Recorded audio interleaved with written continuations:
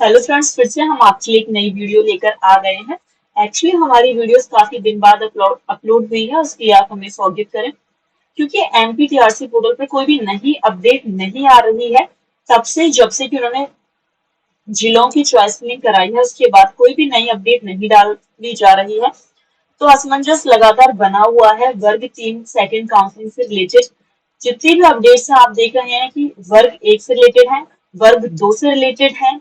क्योंकि वर्ग 2 का रिजल्ट जो है अनाउंस हुआ है, तो उसकी वैकेंसीज को लेकर काफी अपडेट्स निकल कर आ रही हैं।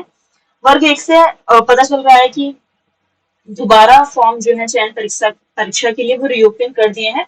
तो यहाँ पर वर्ग 3 के जो अभ्यर्थी उनके लिए कोई भी ऐसी जो लेटेस्ट अपडेट है वो नहीं अपलोड की जा रही है, नहीं डाली जा रही है पीआरसी एमपी पोर्टल ऑनलाइन पर। तो हम कुछ ऐसी चीजों को डिस्कस कर लेते हैं जो कि लोगों के दिमाग में बनी हुई है। मैंने अपने कमेंट्स में पढ़े, जो वीडियोस मैंने बहुत पहले अपलोड की थी उन पर भी स्टिल यही कमेंट्स आ रहे हैं। अभी भी जो उन्हें खोलकर देख रहा है कि मैम आगे की प्रक्रिया क्या है, प्रयोगशाला की प्रक्रिया क्या है, पीडब्ल्यूडी की प्रक्रिया क्या है, और चयन सूची जो है वो कब तक आ सकती है। ठीक है फ्रेंड्स, तो हम अपने अनुमान से जो हमें लगता है जो भी है हम उसके अकॉर्डिंग बता रहे हैं। पहली बात, हम ये बिल्कुल नहीं कह रहे हैं कि हम जो बोल रहे हैं वही ऐसा ही होगा। देखिए, ये अपना विभाग के ऊपर डिपेंड। अगर हम आपको कह दें कि सूत्रों के हवाले से हमें ये खबर मिली है ऐसा होता है या ऐसा ही होगा, तो ऐसा नहीं है। लेकिन कुछ चीज ऐसी है जो हमें डिस्कस करनी थी आपके कमेंट्स के अकॉर्डिंग, तो हम उन्हें पहले डिस्कस कर लेते हैं, फिर हम उस बात पर डिस्कस करेंगे कि आगे की प्रक्रिया में क्या और हो सकता है। ओके फ्रेंड्स, तो देखिए ये मैंने एक जो रूल बुक है प्राथमिक शिक्षा की वो डाउनलोड की थी स्कूल शिक्षा विभाग की। इसमें आपके प्राथमिक के भी रूल लिखे हुए हैं,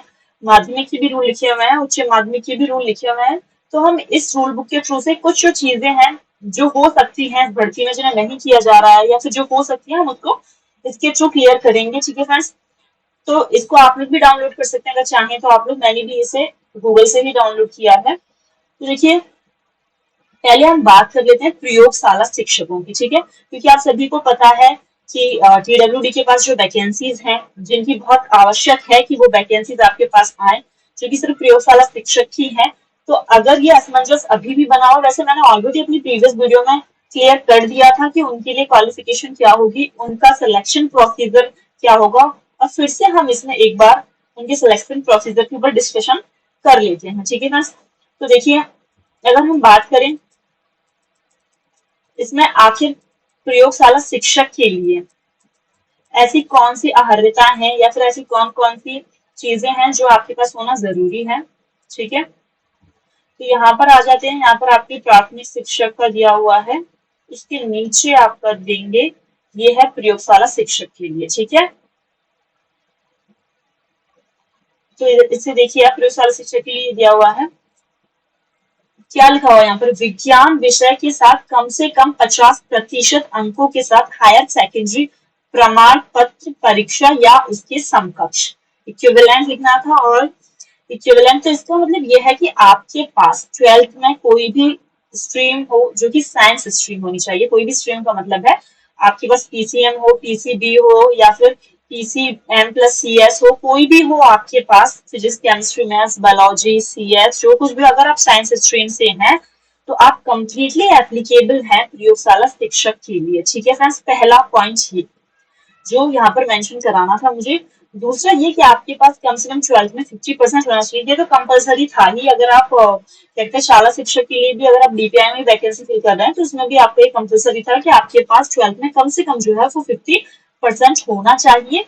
वो कैटेगरीज वाइज अगर उन्होंने कुछ छूट दी होगी तो दैट इज अदर टॉपिक, वो एक अलग टॉपिक हो जाता है। लेकिन यहाँ पर जो न्यूनतम बोला है उन्होंने प्रतिशत, वो उन्होंने 50% बोला है। ठीक है, तो आपका यहाँ पर डाउट क्लियर हो जाना चाहिए। बहुत सारे बच्चे लिखते हैं मैथ्स वाले भी भर सकते हैं क्या, मैम सिर्फ बायो वाले भर सकते हैं क्या, सिर्फ मैथ्स। तो देखिए यहाँ पर क्लियरली मेंशन है कि विज्ञान विषय के साथ आपकी कम से कम 50% अंकों के साथ आपकी हायर सेकेंडरी होनी चाहिए, पहला बात।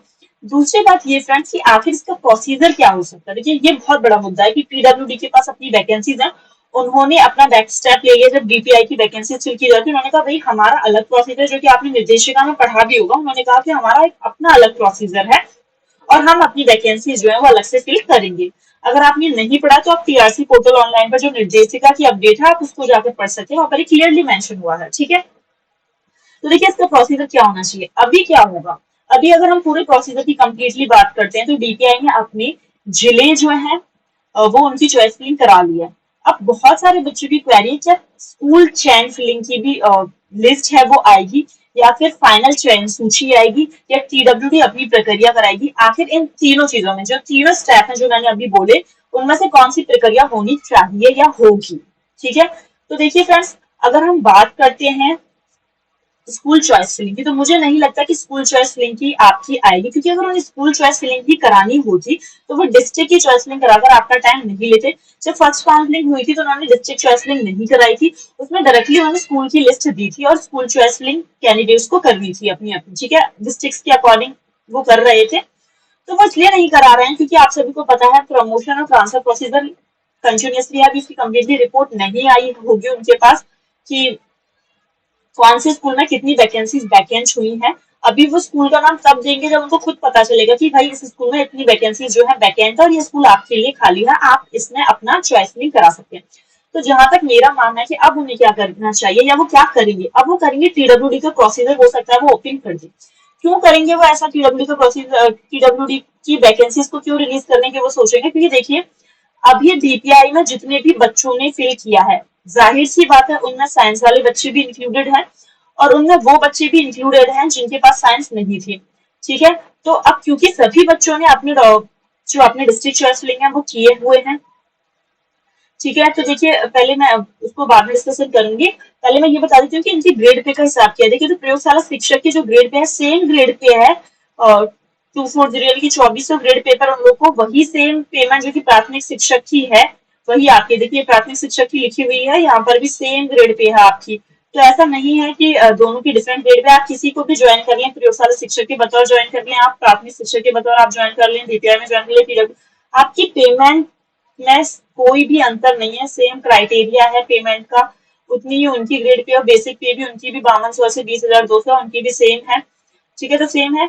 आप देखिए यहाँ पे प्राथमिक शिक्षक की जो वैकेंसीज है 1,25,243, इतनी वैकेंसीज जो है उनके पास है। ये नहीं है कि खाली वैकेंसीज है, ये मतलब है कि उनको इतनी वैकेंसीज जो है वो फिल करनी है, उन्होंने आधी कर चुकी होंगी पहले, अब कुछ पर भर्ती चल रही है और इतनी जो है उनके पास प्रयोगशाला शिक्षक की, जिनमें से 1600 रिलीज की थी, जिनमें से सिर्फ 600 समथिंग आपको मिली, बाकी आपकी बैकलॉग में चली गई। ठीक है, तो हम अपना पहले का मुद्दा डिस्कस कर लेते हैं कि TWD को आखिर क्यों रिलीज करना चाहिए अपना प्रोसीजर। क्योंकि देखिए अभी जिस सभी बच्चों ने उस में पार्टिसिपेट किया है DPI वाले में, अभी क्या होगा जैसे ही वो TWD का अपना पोर्टल ओपन करेंगे उसमें क्या होगा, जितने भी साइंस वाले जो भी अभ्यर्थी हैं वो उसमें फिल कर देंगे, अपनी मार्कशीट अपलोड कर देंगे और जो डॉक्यूमेंट्स वो लोग मांगेंगे, क्योंकि BEड वालों से नहीं मांगा था 12th का मार्कशीट, तो उन लोगों को भी मौका मिल जाएगा, वो भी अपनी मार्कशीट अपलोड कर देंगे। अब क्या होगा, वो ये देखेंगे कि कितने बच्चों ने, कितने ऐसे बच्चे हैं साइंस के जिन्होंने फिल किया। फॉर एन एग्जाम्पल मैं ले लेती हूँ जनरल कैटेगरी की, तो सिर्फ 63 वैकेंसीज उनके पास ऐसी है, मेल की मैं बात कर रही हूँ, 63 वैकेंसीज ऐसी हैं जो कि TWD के पास है। तो देखिए अगर ऐसा हो कि भाई अभी वो चयन सूची निकाल दे DPI की, तो उसमें क्या होगा कि उसमें बहुत सारे बच्चे ऐसे सिलेक्ट हो जाएंगे DPI में, अगर पहले DPI चयन सूची निकालता है जिनके पास साइंस स्ट्रीम है, तो जब वो बच्चे DPI में चयन हो गए तो बाई चांस ऐसे बच्चे रहे ही ना सिलेक्शन प्रोसीजर जिनके पास साइंस ना हो। ठीक है, तो TWD वाला फिर क्या करेगा, नए बच्चों को मौका देगा, लेकिन वो इतना नहीं करेंगे क्योंकि उसमें वो बच्चे रह जाएंगे जिनके मार्क्स हायर थे और वो बच्चे ले जाएंगे जिनके मार्क्स कम थे। तो वो ऐसा नहीं करेगा क्योंकि फिर ये नाइंसाफी तरीके का हो जाएगा और वो बच्चे मुद्दा उठा सकते हैं कि हमारे मार्क्स ज्यादा होने के बावजूद हमें छोड़ दिया गया और बाकी कैंडिडेट्स को इंक्लूड कर लिया गया। तो जहां तक मुझे लगता है TWD अपना पोर्टल अपडेट करेगा और उस पर वो आपसे, जिनके पास BEd और BTC हो और जिनके पास 12th में साइंस हो, वो लोग अपने डॉक्यूमेंट्स अपलोड करें। उससे क्या होगा, जब उनके पास ये सूची आ जाएगी कि इतने बच्चे जो है साइंस के हैं, जब TWD का अपना प्रोसीजर पूरा हो गया, DPI का अपना प्रोसीजर पूरा हो गया, उन्होंने तो आपसे भरवाई है, फिर वो उन बच्चों को मर्ज कर देंगे। जब वो उन बच्चों को, उनके लिए बहुत बड़ी बात नहीं है दोनों लिस्ट को मर्ज करना, कोई भी कर लेता है और वहां पर तो इतने उमदा और कमाल के लोग बैठे हुए हैं कि उनको ज्यादा टाइम नहीं लगेगा।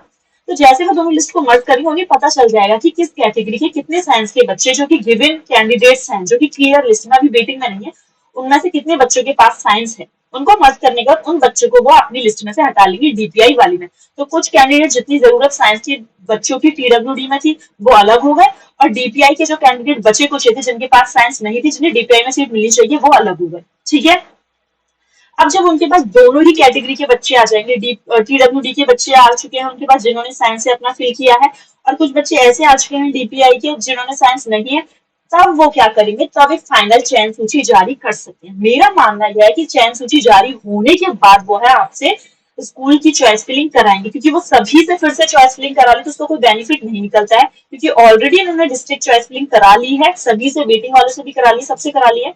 तो जहां तक मेरा मानना है कि वो ऐसा कर सकते हैं कि पहले वो आपकी चयन सूची निकालें और जिन जिन बच्चों का सिलेक्शन होता है उनको फिर वो लोग जो है वो स्कूल चॉइस फिलिंग के लिए बोले। या फिर ऐसा भी हो सकता है कि पहले जब दोनों लिस्ट अलग अलग हो जाए पीडब्ल्यूडी की और डीपीआई की, तो पीडब्ल्यूडी के स्कूल अलग रिलीज कर दें और डीपीआई के स्कूल अलग रिलीज कर दें वो लोग, और फिर उनसे आपकी चॉइस फिलिंग करा लें और फिर उन सभी बच्चों का किस में कहाँ सिलेक्शन हुआ, जैसे कि पिछली फर्स्ट काउंसलिंग में हुआ था कि किसका किस कैटेगरी से किस डिपार्टमेंट में सिलेक्शन हुआ, वैसे एक फाइनल चयन सूची वो निकाल दे। तो देखिए आगे का प्रोसीजर यही है, मुझे जहां तक लगता है उन्हें ये करना चाहिए।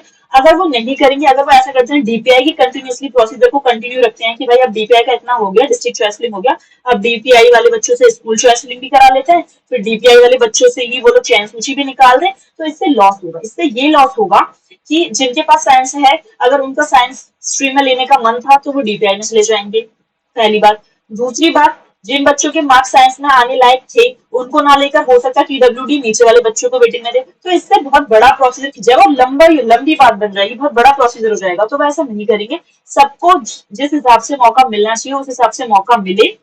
इसीलिए अब डीपीआई का जितना काम होना था उन्होंने करा लिया, इसीलिए पोर्टल पर देखिए कोई अपडेट नहीं है, क्योंकि अभी वो भी सोच रहे हैं कि उन्हें आगे क्या प्रोसीजर कराना चाहिए। वो आपको व्यस्त रख रहे हैं एक तरीके से, क्योंकि बहुत बड़ा मुद्दा उठ रहा है। किससे रिलेटेड? पद वृद्धि से रिलेटेड। ऊपर से जब से वर्ग 2 की वैकेंसीज की जो अपडेट वायरल हो रही है उसमें, क्योंकि साइंस के कैंडिडेट की बहुत कम वैकेंसीज है, अराउंड 68 वैकेंसीज केवल उन्होंने रिलीज की है। इंग्लिश की 4000 समथिंग है, तो साइंस वालों बच्चों को काफी धक्का लगा है, क्योंकि पहले जो वर्ग 2 हुई थी उसमें तो साइंस की वैकेंसी ही नहीं थी, मैथ्स वालों को ही अलाउ कर दिया था कि आप साइंस पढ़ाएं। दूसरा यहाँ पर ये हुआ है कि वैकेंसीज निकाली जहां पर आप 15,000 बच्चों को क्वालिफाइड करें पर्टिकुलर सब्जेक्ट में, अब वहां पर उनकी सिर्फ 68 वैकेंसीज निकाल रहे हैं। आप सोचिए कितना बड़ा कंपटीशन है, ये बहुत ही गलत है। तो अभी मुद्दा वहां पर है, क्योंकि हाईलाइटेड वो हो रखा है इस टाइम एमपी में, तो वो प्राथमिक के ऊपर इतना ध्यान नहीं दे रहे हैं, वो प्रोसेस को सिर्फ लंबा किए जा रहे हैं। ऐसा बोला जा रहा है कि 15 अगस्त से पहले वो कैंडिडेट्स को नियुक्ति दे देंगे, लेकिन उससे पहले उन्हें डीपीआई की प्रोसीजर के साथ साथ टीडब्ल्यूडी का भी प्रोसीजर करना पड़ेगा, तभी वो नियुक्ति दे पाएंगे। वरना फिर क्या होगा, जो कि एलिजिबल कैंडिडेट हैं उनको मौका नहीं मिल पाएगा, क्योंकि उन्हें ना तो डीपीआई में मौका मिला, साइंस वालों ने उनसे भरवाया नहीं, पीडब्ल्यू ने वैकेंसी भरवाई नहीं, वो बेचारे दोनों साइड से रह गए। तो मुझे नहीं लगता कि ये करेंगे।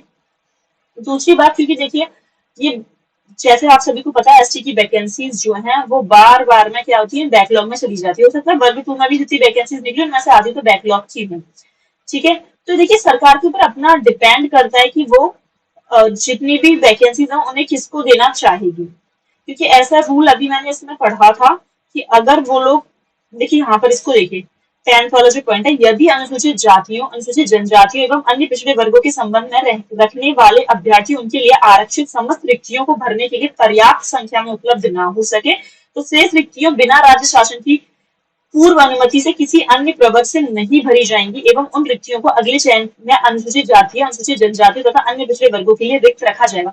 अब जैसे कि आपको पता है कि एसटी की वैकेंसी, मैं एसटी की बात नहीं करूंगी और किसी कैटेगरी की बात नहीं करूंगी, एसटी की बात कर लेती है, अनुसूचित जनजाति की मैं यहाँ पर बात करूँ तो आपको पता है कि एसटी की जो वैकेंसी जो फर्स्ट काउंसलिंग में भी वैकेंट थी, सेकंड काउंसलिंग में भी वैकेंट था, आगे भी वैकेंट रह जाएंगे। तो अगर उन्हें लगता है कि अदर कैटेगरीज को उनकी जरूरत है, ठीक है, वैसे ये प्रावधान है कि आप अगर जब तक राज्य शासन से अनुमति नहीं लेंगे तो नहीं भर सकते, लेकिन सरकार एक चीज कर सकती है कि वो राज्य शासन से पूर्व अनुमति ले ले और उन जो वैकेंसी जो वैकेंट रह गई है एसटी की कैंडिडेट्स उन्हें अदर कैटेगरी में डिस्ट्रीब्यूट कर दे। इससे क्या होगा, देखिए और भी नए बच्चों को ये मौका मिल सकता है, क्योंकि अगर ये रूल बनाया है कि अगर आप लोग पहले अनुमति नहीं लेंगे तो आप नहीं भर सकते, तो इसका मतलब अगर आप लेते हैं तो आप भर सकते हैं उन्हें। तो अगर वो चाहे तो वैकेंट सीट को बाकी अदर कैटेगरीज में डिस्ट्रीब्यूट कर सकता है, ये नियम है, लेकिन वो ऐसा नहीं करेगा, वो डायरेक्ट सा सिंपल सा करेगा, कोई अनुमति नहीं लेकर ले रहे हैं वो। और वो क्या कर रहे हैं, जैसे कि ओबीसी की एससी की अभी आए थे, पीडब्ल्यूडी में भी कुछ बैकलॉग के पद आए, तो ऐसे इसीलिए एसटी का ये नियम है कि एसटी के हर बार किसमें चले जाते हैं, बैकलॉग में चले जाते हैं, वो आपको नहीं मिलते हैं, यही रीजन है, इसलिए आपको नहीं मिल पाते, ठीक है। तो अगर वो चाहे तो दे सकते हैं, क्योंकि बहुत कम है वैकेंसी, बहुत सारे बच्चों को मौका नहीं मिल पा रहा है। दूसरी बात, मैंने अपनी प्रीवियस वीडियो जो अपलोड की थी उसमें मैंने गेस्ट फैकल्टी के लिए जितने भी आपके जनरल, ओबीसी, एससी, एसटी के गेस्ट फैकल्टीज के थे सभी की अपलोड कर चुकी है कि उनकी रैंक कितनी शिफ्ट होगी। अदर कैटेगरीज की नॉन गेस्ट की मैंने general male female, OBC male female और SC मेल फीमेल की भी लिस्ट ऑलरेडी अपलोड कर चुकी है। जिन्होंने नहीं देखी है कि उनके रैंक में कितना वेरिएशन आ रहा है हमारी बनाई हुई लिस्ट के अकॉर्डिंग, तो आप देख सकते हैं। ठीक है फ्रेंड्स, तो मैंने आपको आगे की प्रक्रिया डिस्कस कर ली है। मैंने प्रयोगशाला शिक्षक की भी वैकेंसीज के बारे में डिस्कशन यहाँ पर कर लिया है कि प्रयोगशाला शिक्षक की वैकेंसीज के लिए आपके पास क्या क्या क्वालिफिकेशन होनी चाहिए और पीडब्ल्यूडी में उनका प्रोसीजर कैसे होगा। ठीक है, फिर भी अगर आपके पास कोई अदर इन्फॉर्मेशन है, क्योंकि आप लोग भी अलग अलग यूट्यूब चैनल्स विजिट करते हैं और आपको कोई अलग इन्फॉर्मेशन मिली है, तो आप हमारे साथ साझा कर सकते हैं। आपके लिए हमारा कमेंट बॉक्स हमेशा ओपन रहता है। हम आपके सारे कमेंट्स की रिप्लाई करने की पूरी कोशिश करते हैं। ठीक है फ्रेंड्स, और अगर आपको कुछ और नई इन्फो मिलती है जिसे हम सबसे शेयर करना बहुत जरूरी है, तो आप कमेंट में लिख सकते हैं। ठीक है, अगर हमें कोई और नई अपडेट मिलेगी, क्योंकि हम चाहते तो वर्ग 2 की अपडेट या वर्ग 1 की अपडेट लेकर आ सकते थे, लेकिन वो ऑलरेडी वायरल है, क्योंकि हमारे साथ जितने ज्यादा से ज्यादा जो बच्चे जुड़े हुए हैं वो वर्ग 3 से जुड़े हुए हैं और उनकी प्रॉब्लम फिलहाल के टाइम पर ज्यादा बड़ी है। ये एक मुद्दे वाली प्रॉब्लम है, इसीलिए हमने कोशिश की कि हम वर्ग 3 की पहले लेकर आए, क्योंकि वर्ग 2 की तो ऑलरेडी वायरल हो रही है, वर्ग 1 का भी सबको पता चल रहा है। तो अगर आपको कोई क्वेरी है तब आप कमेंट में लिखिए, हमारी वीडियो को लाइक करें, शेयर करें और सब्सक्राइब करें। Thank you.